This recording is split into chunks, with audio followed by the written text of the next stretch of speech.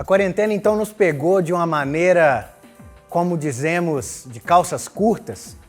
E quando a maré abaixa é que a gente vê que talvez não estávamos muito preparados. Mas a verdade é que já vínhamos querendo entrar com o trabalho de Ministério Infantil para dentro desse universo que é a internet. O que nós observamos hoje e já no início da quarentena é que as crianças foram meio que deixadas de lado. Esse período com as crianças não tem sido fácil, porém Deus tem nos dado graça e é isso que eu quero tratar com você aqui nessa pequena palavra que eu quero te direcionar. Observa só, as crianças têm uma estética, um linguajar, um trabalho específico e um desafio para nós que já vencemos esses desafios dentro de sala, dentro das nossas igrejas e agora então como lançar isto para a rede mundial de computadores. Então nós colocamos já no início do nosso trabalho uma adaptação. Temos que encarar a realidade. Como que nós encaramos? Nós encaramos a realidade enfrentando. Vimos então o que deveria ser feito.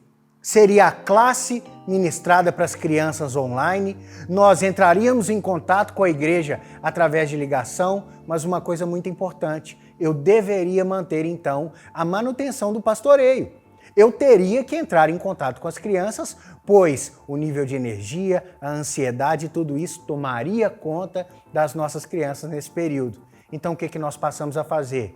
Tivemos que direcionar a nossa agenda para as redes sociais e para o mundo virtual.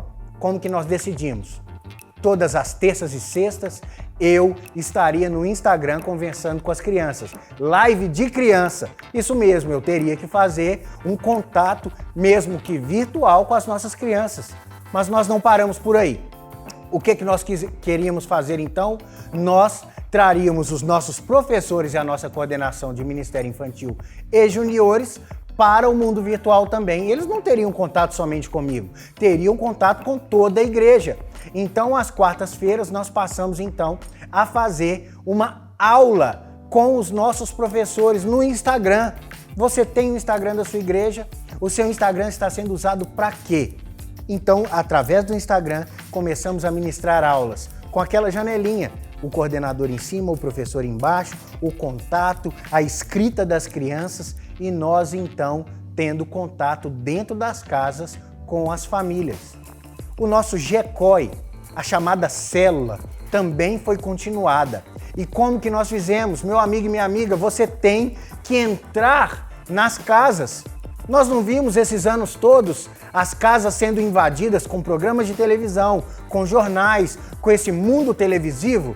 Nós então temos a chance de nos adaptarmos e estarmos dentro das casas através do nosso trabalho eclesiástico.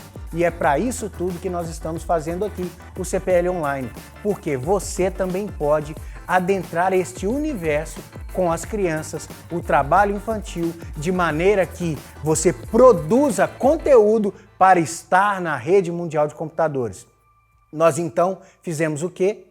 Nós gravamos as aulas para as nossas células, os nossos GECOIs, como eu te disse, e assim o que a gente está fazendo? Nós, com estas gravações, em participação com as crianças, toda sexta-feira, às 20 horas, nós estamos juntos com mais ou menos 60 juniores e participando junto com professores e depois da ministração da aula, nós passamos a conversar via Zoom ou qualquer outra rede de reuniões online e a gente juntos então conversando, participando, ouvindo as crianças. Poderia te dizer aqui várias plataformas utilizadas, Facebook, YouTube, Instagram e tudo isso que você está vendo aqui no CPL Online e já sabe de tudo isso. Mas eu quero te trazer o pulo do gato e talvez seja essa palavra que me interessa em conversar com você hoje. Quando a gente pensa sobre criança, o que a gente reflete quanto à linguagem? Culto infantil, sala online, conversa com as crianças, gabinete pastoral que nós fazemos ouvindo as crianças na nossa igreja. Como eu faria então esse nível de diálogo através das redes sociais? Veja só, pensei então, como que eu vou fazer o culto infantil? O culto infantil eu traria das coisas físicas que faço para a rede mundial de computadores, para o gravado, para a participação ministrada às crianças, sem o retorno delas, como é que seria para mim? Passei então a fazer uma liturgia. Eu marquei aquilo que deveria ser colocado no culto infantil, não como simplesmente uma liturgia física, mas agora pensando um pouco como se fosse um editor, um diretor de televisão. Eu teria a abertura, eu teria o meu texto, eu teria o louvor, eu teria a participação das crianças. Chamei para fazer comigo os meus bonecos. E fazendo assim a contação de história, os bonecos e as aulas de desenho, nós alcançamos um maior nível com o nosso culto infantil. Mas uma coisa muito importante que eu notei, a participação das crianças.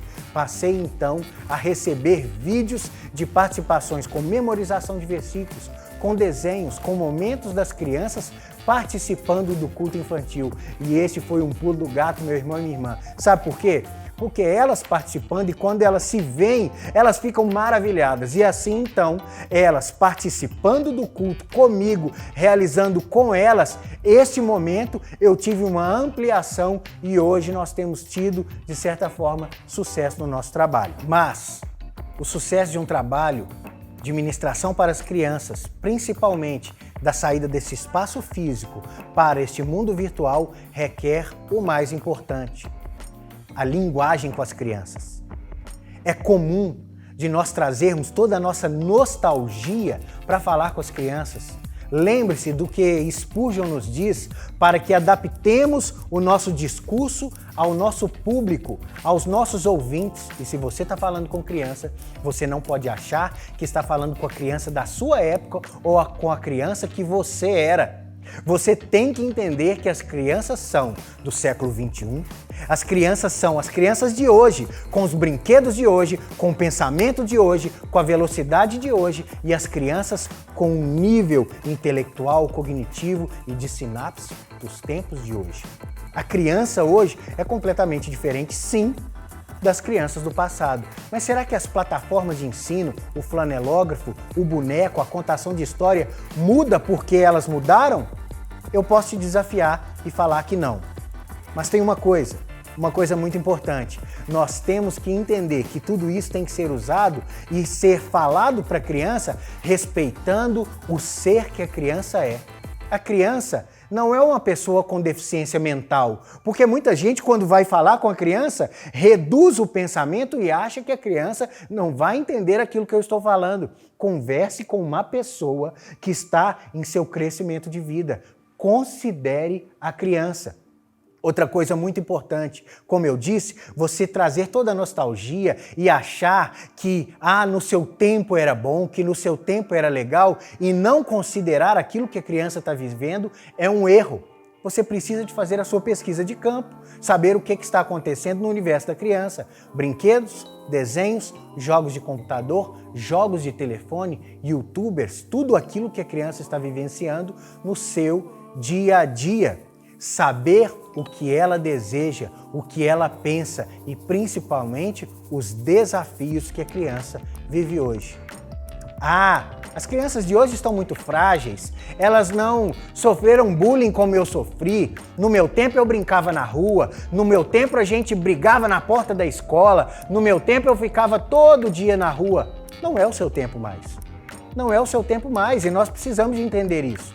O mundo virtual, as brincadeiras, as bonecas e os bonecos, os super-heróis, todo o tema da sociedade, o problema do racismo, os problemas de gênero, os problemas da violência. São outra época e agora nós precisamos de trazer esses temas e trabalhar com muita cuidado, sabendo como fazer e como falar para as crianças, a orientando no bom caminho do Senhor.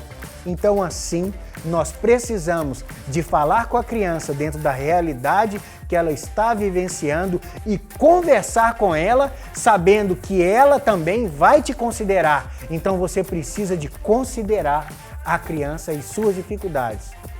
Mas por fim, e o mais importante, é sabermos o que nós estamos fazendo com esse trabalho. O nosso trabalho, tudo que envolve, tudo isso que eu te disse até agora, é para falar da pessoa de Jesus Cristo, nosso Senhor, e para expor as Escrituras, as histórias bíblicas, tudo isso voltado para a pessoa de Jesus. Em Colossenses, no capítulo 1, verso 18 e 19, diz que o Senhor é o cabeça da igreja, Ele é a plenitude. E assim, tudo que nós fazemos, tudo que nós fizermos deve ser para que essas crianças conheçam a pessoa de Jesus. E elas conhecerão a pessoa de Jesus, esse Jesus que é eterno, que é imutável e que nos alcança hoje. Então a criança precisa de ouvir esse evangelho nesse tempo de hoje, na sua linguagem de hoje e sabendo que seja virtualmente, seja fisicamente, a igreja estará preparada para a pregação do evangelho. Meu irmão e minha irmã, fica o desafio. Use tudo que você puder, desenho animado, contação de história, flanelógrafo, bonecos de meia, barro, argila, tinta, seja o que for, mas leve isso para fisicamente, para o seu bairro, para a sua igreja e agora mundialmente pela rede mundial de computadores. Alcance as crianças pela internet.